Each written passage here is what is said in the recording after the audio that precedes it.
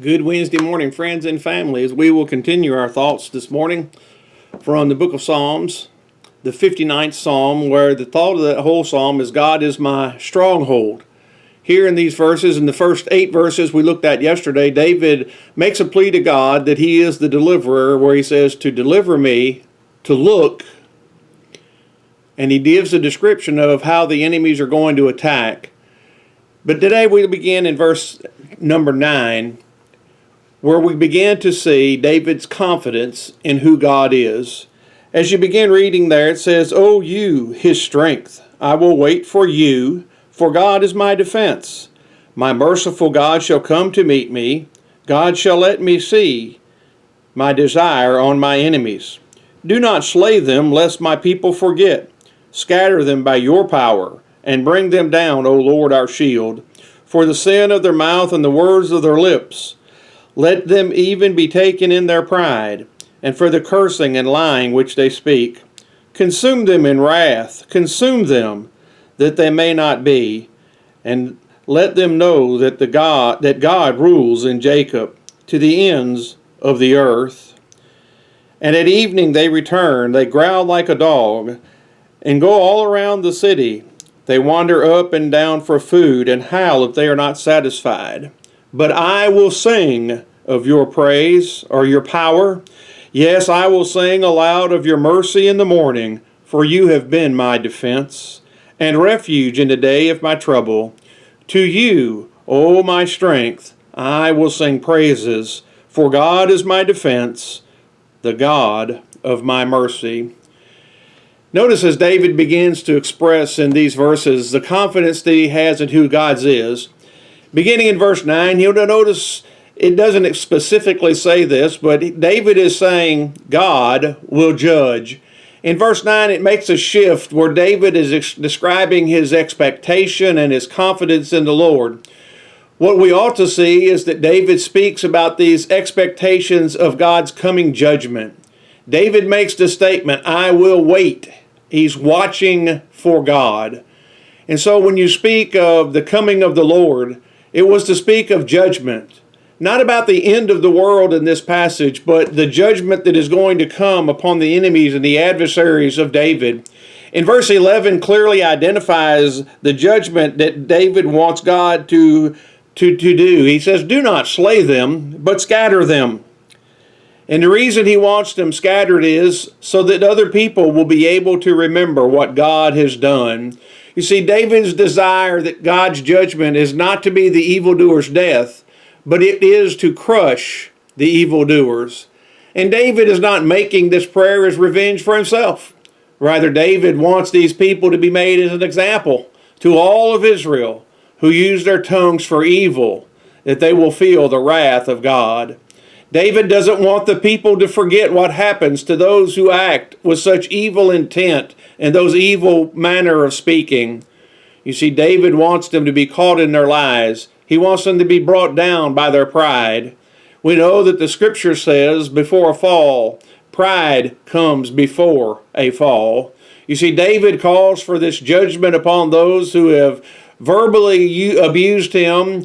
He calls for judgment to be done in a manner and in a process that the people would see and that they would learn about God's justice.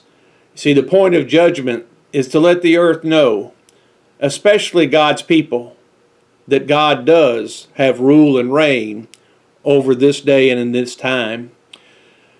But as you conclude this book, beginning in around verse 14, you will notice David has a very concluding trust. He expresses his confidence and his trust in God over and over and over and over again. Down deep, David knows these things to be true. He knows that no matter what goes on, that evildoers still exist. And so verse 14 and verse 15, he goes back to describing this continued evil of the dogs. And notice where it goes on and it says, they growl like a dog. They go around all the city. They wander up and down for food and howl if they are not satisfied. Here we see the evildoers continuing to snarl like dogs. Yet David goes on and says that he will sing of God's strength and that he will proclaim God's faithful love. To me, this is an impressive display of confidence because based on what you and I have read, David's circumstances have not changed. Saul is still out to destroy him. Every opportunity where David may be out, those dogs, those evildoers were seeking to do him harm. But I want to call your attention especially to verse 16.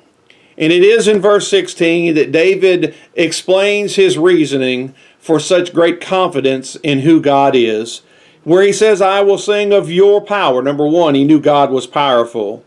Number two, he says, I will sing aloud of your mercy. He knows God is merciful. And he says, thirdly, in that verse, you have been my defense. In other words, David is saying, you've always been there with me, and I know that you will continue to be with me. He was the refuge in the days of David's trouble. And then as you conclude in verse 17, he basically re-emphasizes what he just said in verse 16. To you, O my strength. I like what David says. David says that God is the source of his strength. That is David's expression of confidence, knowing that God has been with him in his times of trouble. God has been with him all the days of his life. He's really saying God is faithful. And then you go to the concluding part. He says, because of that, I will sing praises, because you're my defense and you are my God of mercy. For us today, as we think about this passage, the entire book of this entire chapter in Psalm, chapter 59, what are the lessons and the reminders that we should learn? Number one, you and I need to watch our words, because it is by our words that we will be judged. We need to have confidence that God hears our prayers. God knows our hearts, and God will defend our cause. I hope you have a blessed day. I'm going to post a lesson tonight that I preached several years ago. It's a repeat, but I believe it is a very valuable lesson, and that is God's promise, I will be with you. It'll go online somewhere around 6 o'clock or so tonight. Hope you'll stay tuned. Again, have a blessed day.